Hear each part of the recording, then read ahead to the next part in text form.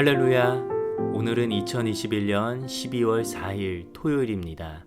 하나님 앞에 나오신 모든 성도님들을 주님의 이름으로 환영하고 축복합니다. 계속하여 디모데후서 말씀을 가지고 묵상 나눔을 하고 있는 가운데 있습니다. 오늘 말씀 묵상을 통하여서 하나님께서 나에게 하시는 말씀을 깨닫고 실천하며 살아가시는 하루가 되시길 간절히 소원합니다.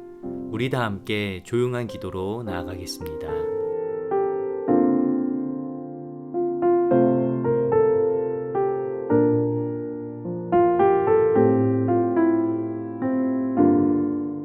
아멘. 오늘 우리에게 주시는 말씀 디모데후서 2장 14절에서 19절 말씀을 다 함께 보시겠습니다.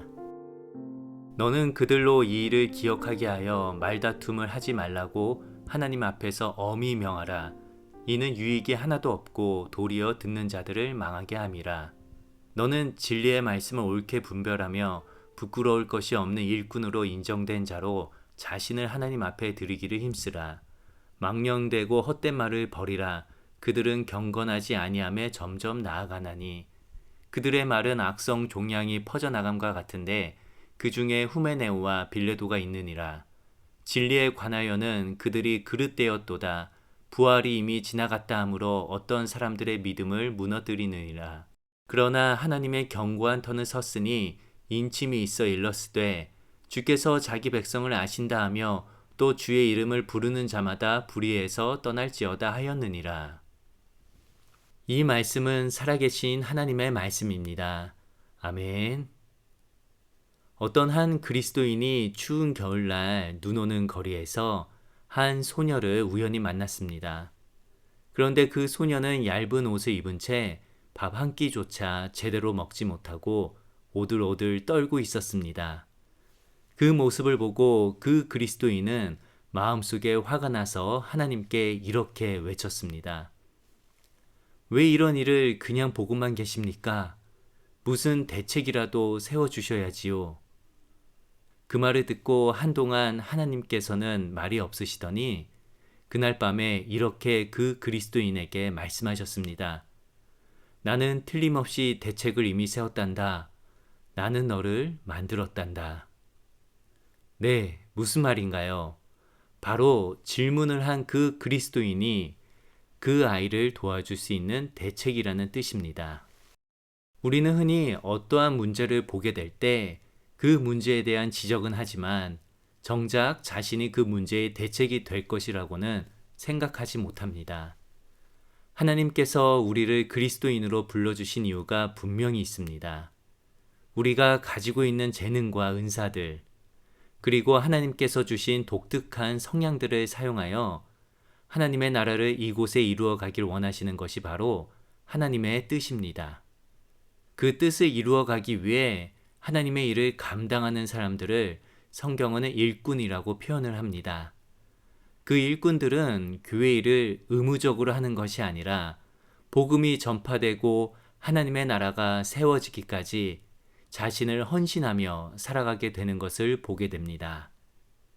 우리는 보통 목회자나 직분자들을 가리켜 일꾼이라고 합니다. 그런데 일꾼은 거기에만 한정되어 있는 것이 아닙니다. 주님과 그의 나라를 위해 자신의 시간과 물질, 그리고 열정을 들여 헌신하는 모든 사람들은 주님의 일꾼인 것입니다. 헬라어로는 일꾼은 히테레타이스라고 합니다. 이것이 의미하는 것은 배 밑에서 노를 젓다 라는 뜻이 있습니다. 영화에서 보면 큰 배를 움직이기 위해 사람들은 배 밑에 들어가 노를 열심히 젓습니다. 그들은 배가 어느 방향으로 가는지는 잘 모르지만 선장이 지시하는 대로 열심히 노를 저을 뿐입니다. 그런데 노를 저을 때에도 서로 호흡을 맞추어서 잘 저어야 합니다. 나름의 규칙과 방법이 있는데 그것을 잘 따르지 않게 되면 배는 엉뚱한 방향으로 가게 될 것입니다.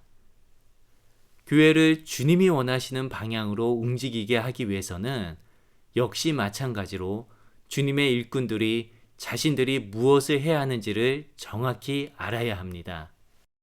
오늘 디모데후서 2장 14절에서 19절 말씀은 주님의 일꾼들이 어떠한 자질을 가지고 있어야 하는지에 대해서 바울이 디모데에게 권면을 해주는 말씀입니다. 일꾼들이 가져야 되는 자질에 대해서 여러 가지 나와 있는데요. 그 중에서 딱 두 가지만 잠시 살펴보도록 하겠습니다. 첫째로 바울은 디모데에게 교회 일꾼들이 복음을 기억하게 하라 라고 권면하고 있습니다. 14절 말씀을 읽어보겠습니다.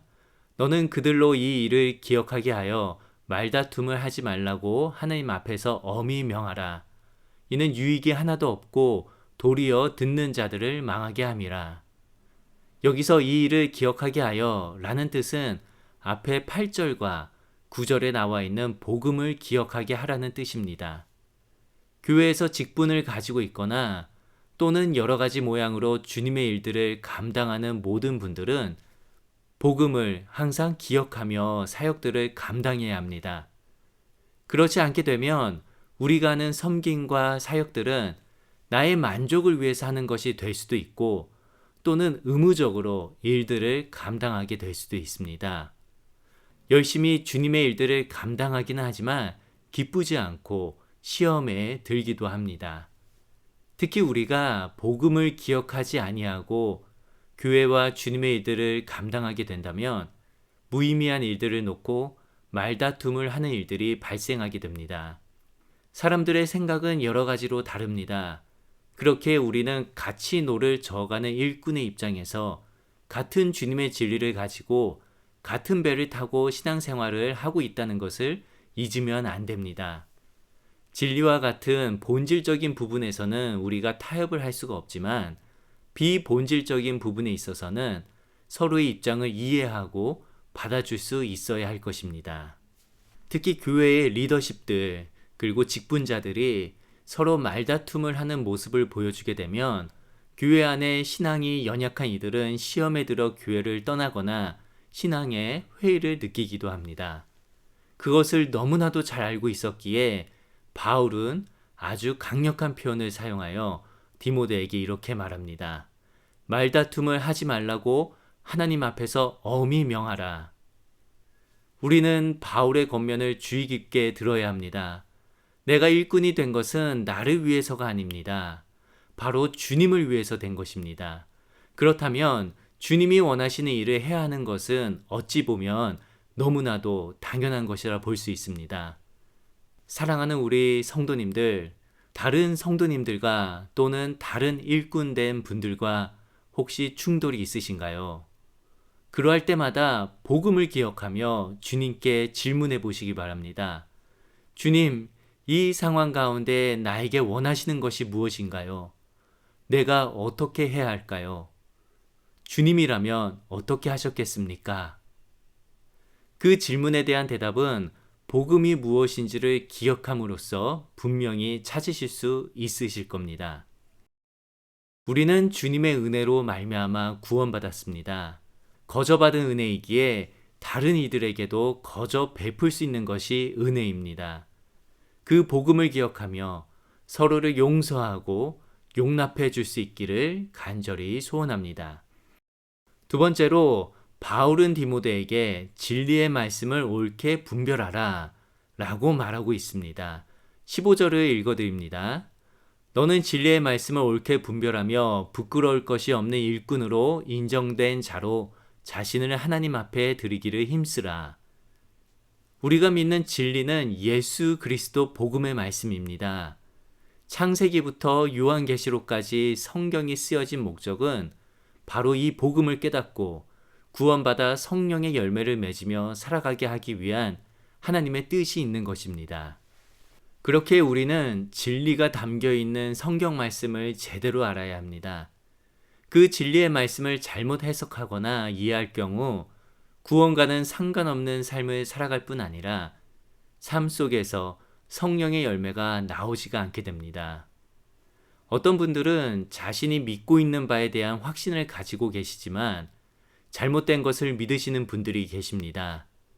자신이 믿는 바에 대한 믿음의 고백도 하시고 그리스도인이면 어떻게 살아야 하는지에 대한 나름의 대답도 가지고 계십니다.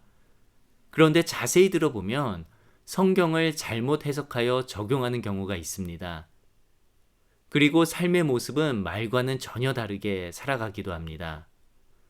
대부분 그런 경우 자신만이 옳다라고 생각하고 다른 사람들을 정죄하는 경우가 많습니다. 특히 요즘에는 여러 가지 매스컴과 유튜브, SNS 등 하나님의 말씀에 대해 들을 수 있는 다양한 방법들이 많이 있습니다.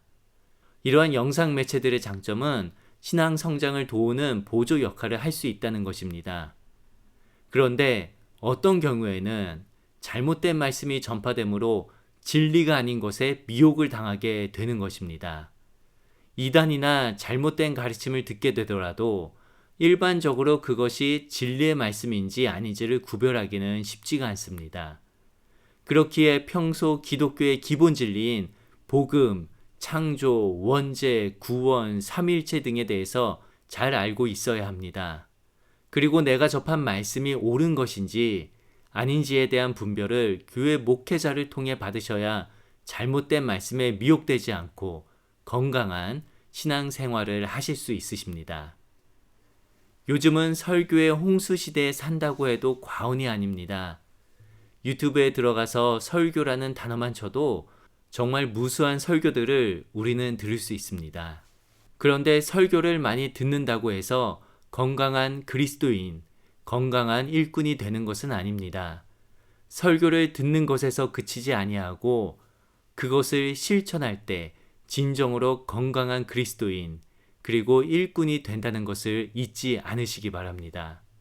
원하기는 저와 우리 성도님들 모두 다 복음의 말씀을 깨닫고 실천하며 주님을 위해 쓰임받는 귀한 일꾼이 되기를 간절히 소원합니다. 우리 다 함께 주기도문 하시며 주님 앞에 결단하며 나아가겠습니다. 하늘에 계신 우리 아버지여, 이름이 거룩히 여김을 받으시오며 나라의 임하옵시며 뜻이 하늘에서 이룬 것 같이 땅에서도 이루어지이다. 오늘날 우리에게 일용할 양식을 주옵시고 우리가 우리에게 죄 지은 자를 사하여 준 것 같이 우리 죄를 사하여 주옵시고 우리를 시험에 들게 하지 마옵시고 다만 악에서 구하옵소서. 대개 나라와 권세와 영광이 아버지께 영원히 있사옵나이다. 아멘. 이 시간 주님 앞에 이렇게 기도하며 나아가겠습니다. 먼저 기도할 것은 주님, 우리가 교회 생활을 하거나 또는 교회에서 맡겨진 일들을 감당할 때 다른 이들과 논쟁하거나 말다툼을 하지 않기를 원합니다. 그러한 일이 있을 때마다 복음을 기억하게 하시고 우리에게 베풀어 주신 은혜와 용서를 언제나 기억하게 인도하여 주옵소서. 두 번째로 기도할 것은 주님, 진리를 온전히 분별할 수 있는 지혜를 허락하여 주옵소서. 진리가 아닌 것에 미혹되지 않게 하시고 진리의 말씀을 아는 것에 그치지 아니하고 그것을 실천하며 성령의 열매들을 맺어가는 그리스도인이 되게 해달라고 기도하시며 나아가겠습니다.